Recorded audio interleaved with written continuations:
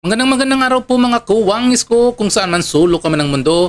Ito ang inyong lingkod, Anton Olson. Sa mga kapwa ko OFW dyan sa Middle East, Yumkin side. Sa mga kapwa ko OFW dyan at hindi ko mga OFW dyan, kahit dito lang kung kapwa ka Pilipino at mapagmahal po sa ating bansa, please subscribe nyo naman ako.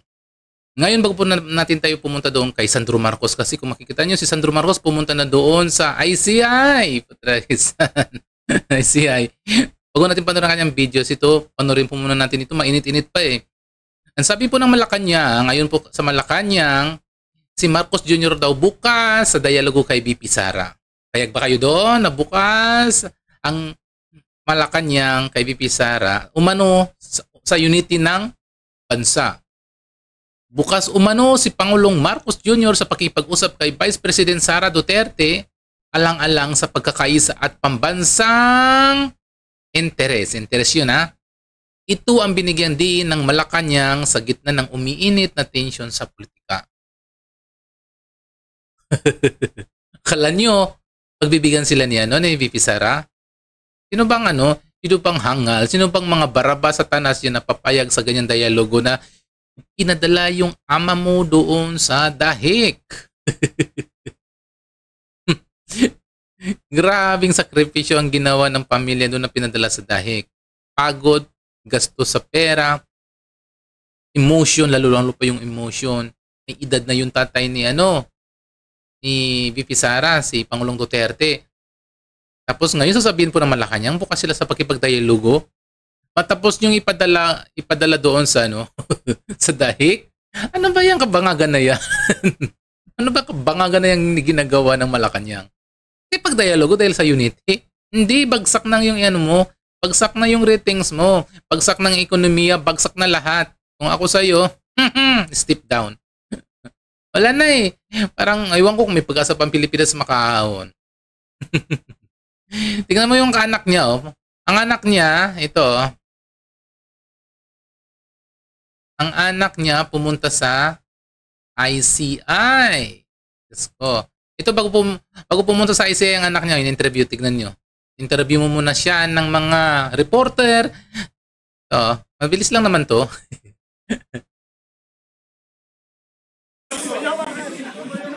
Thank you everyone. Good afternoon. Thank you everyone. Good afternoon.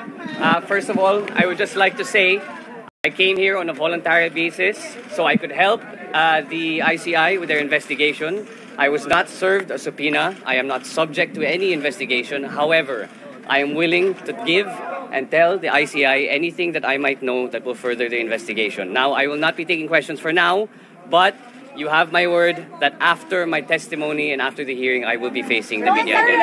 Thank you.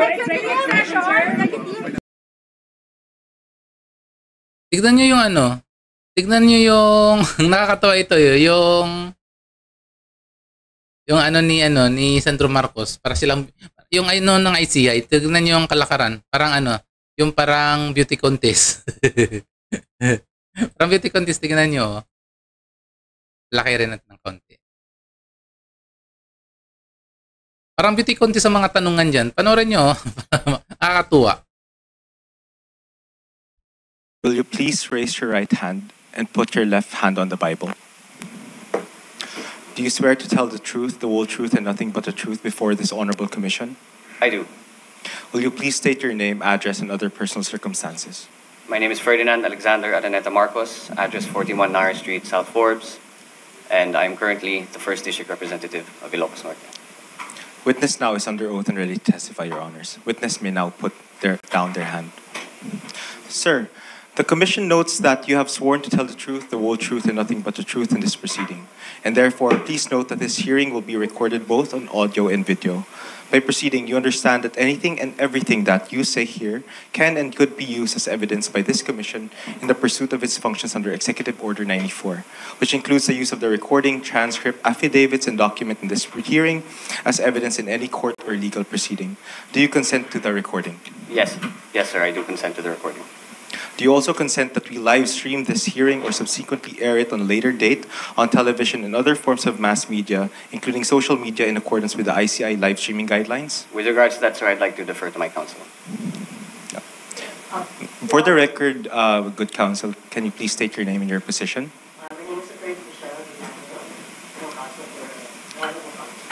Good counsel, may I request, maybe may I ask for the grounds why you request for an executive session? Your Honors, we have written earlier to formally request for an executive session because our client here has already submitted himself voluntarily. He would like to share as much information as he can, as candidly as possible. And more importantly, there may be critical information that may be elicited from his testimony, which may jeopardize or compromise further investigation of this commission. So for that reason, we again request that for an executive session for Congressman Marcos. Sir, do you consent to distribute copies of your sworn affidavits and other exhibits to the public and other forms of mass media, including social media? Yes, sir, I consent. Do you confirm that you submitted to the Commission a letter requesting for an executive session? Yes, sir, we do. Do you consent that the Commission may share this letter request to the public and other forms of mass media? Yes, sir. You may now be seated. Thank you.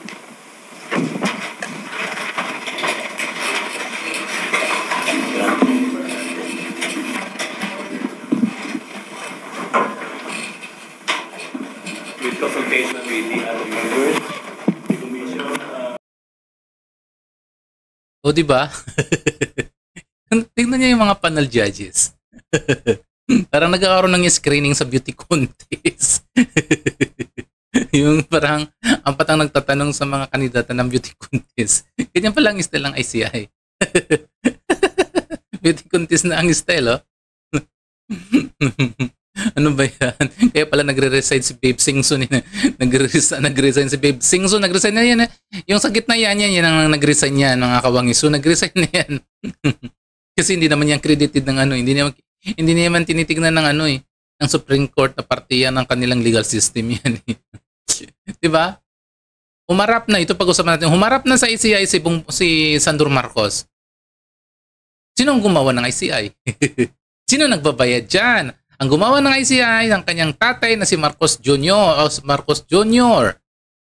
Sino naglagay ng mga tauhan dyan at mga judges na para mag-interview? Si Marcos Jr. Sino nagbabayad? Si Marcos Jr. Nagaling sa pira ng taong bayan. Ngayon sinong i-interviewin? Anak ni Marcos Jr. So ano bang kalalagyan? Ano bang magiging ano? Ano bang ang kalalabasan dyan? Maging malinaw ba yung pag-imbestiga dyan? Ang mangyayari dyan, talagang pakikinggan nila yan. Kasi nga, anak yan ng Pangulo yan eh. Kahit kahit mga kabalintunanan sinasabi ni Sandro Marcos, paniniwalaan yan. Kasi nga, tatay, presidente. Diba? So, tignan nyo, oh. Pero balik tayo dito sa ni Marcos Jr.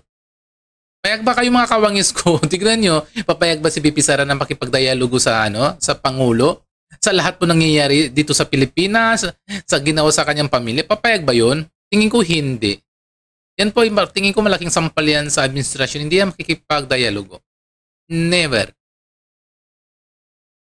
Dinadala mo yung magulang mo doon sa dahig at walang sabi-sabi ang tawag. Kinidnap ng tawag dyan eh.